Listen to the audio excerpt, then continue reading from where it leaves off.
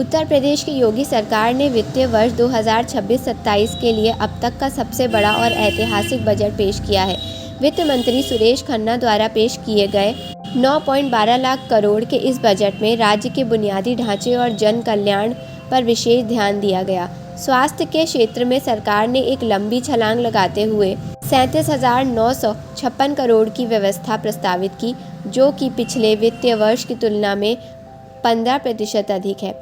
ये वृद्धि दर्शाती है कि सरकार प्रदेश की स्वास्थ्य सेवाओं को विश्व स्तरीय बनाने और हर नागरिक तक बेहतर चिकित्सा सुविधा पहुंचाने के लिए प्रतिबद्ध है।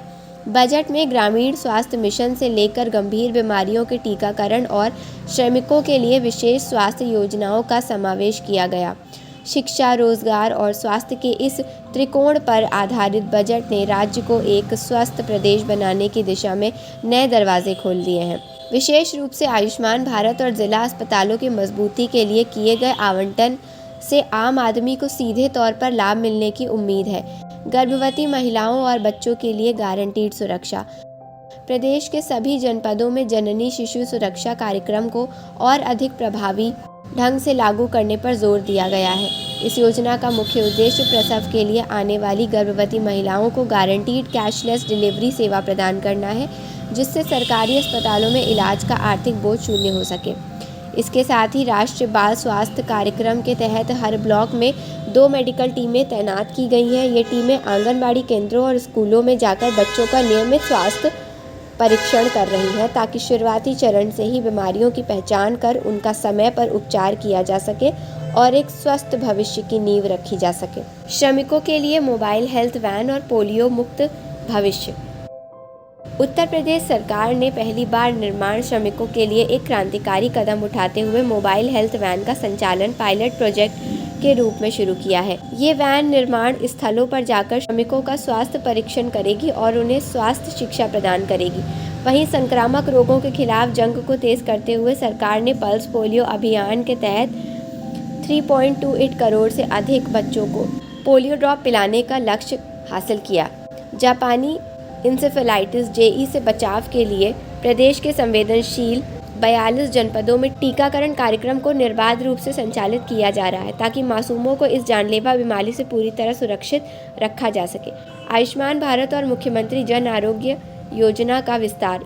गरीब परिवारों को महंगे इलाज से बचाने के लिए आयुष्मान भारत मुख्यमंत्री जन आरोग्य योजना के तहत लाभार्थी परिवारों की संख्या अब 49.22 लाख तक पहुंच गई है।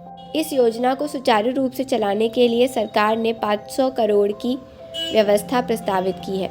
इसके अलावा Ayushman Bharat national health protection mission के लिए 2000 करोड़ आवंटित किए गए हैं। ये भारी भरकम धनराशि सुनिश्चित करेगी कि प्रदेश का कोई भी गरीब व्यक्ति पैसे की कमी के कारण इलाज से वंचित ना रहे। ये योजना निजी और सरकारी दोनों क्षेत्रों में कैशलेस इलाज की सुविधा प्रदान कर आम जनमानस के लिए एक बड़ा सहारा साबित हो रही है।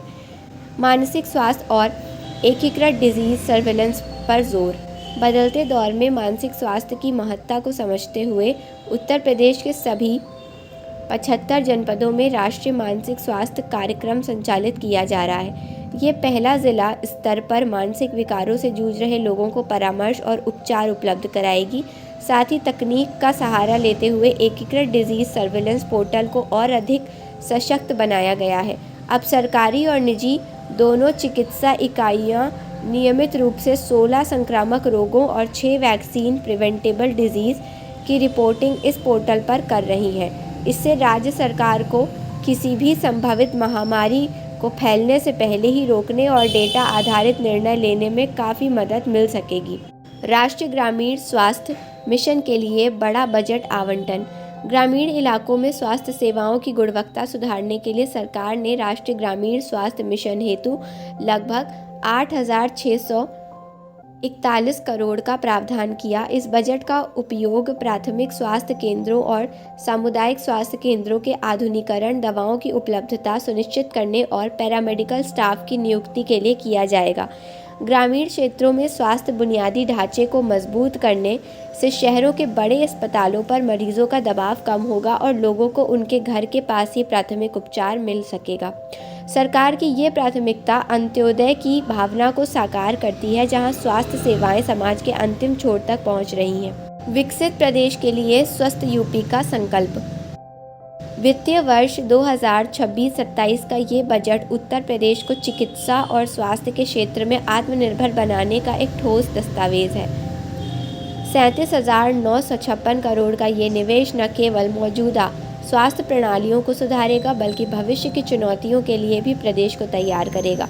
कैंसर और डायबिटीज़ जैसी गंभीर बीमारियों के लिए सस्ती दवाओं की उपलब्धता और जिला अस्पतालों में ट्रॉमा सेंटरों की स्थापना जैसे कदम मील का पत्थर साबित होंगे।